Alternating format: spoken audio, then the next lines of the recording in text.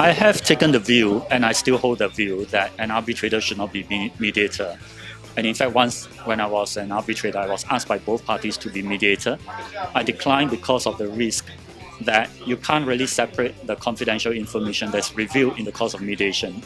If it fails and you go on to arbitration, then you're in possession of some rather sensitive confidential information. But on the other hand, if you don't have a frank discussion during mediation, then the mediation will not work. So there is this problem there if you act as both. Of course, I recognize that there is a lot of savings in time and cost because an arbitrator does have the respect of both parties, does have some influence on both parties, and it can therefore be quite influential if the arbitrator expresses some tentative views during the mediation to nudge parties towards a settlement.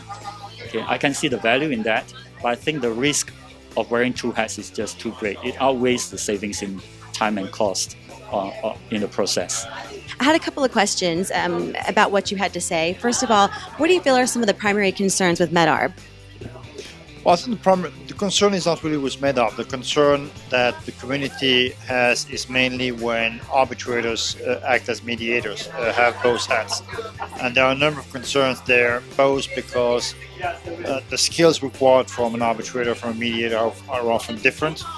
And the fact for an arbitrator to engage into mediation may lead the arbitrator to have ex parte contacts with the parties, and that is not compatible with the role of an arbitrator, which is to preserve party equality and never to engage in ex parte contact with the parties. So the difference in the nature, in the role of an arbitrator and a mediator makes it very difficult for an arbitrator to take the head of a mediator.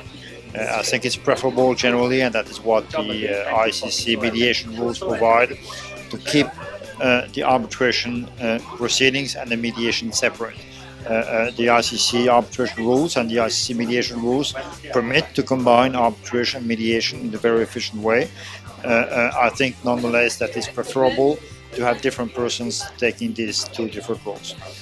Now, we just discussed some of the concerns, but on the other hand, are there any main advantages to choosing Med-Arb?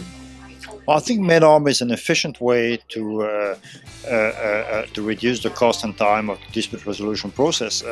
I think 75% of the mediation cases that are administered by the ICC Mediation Center lead to a settlement, are successful.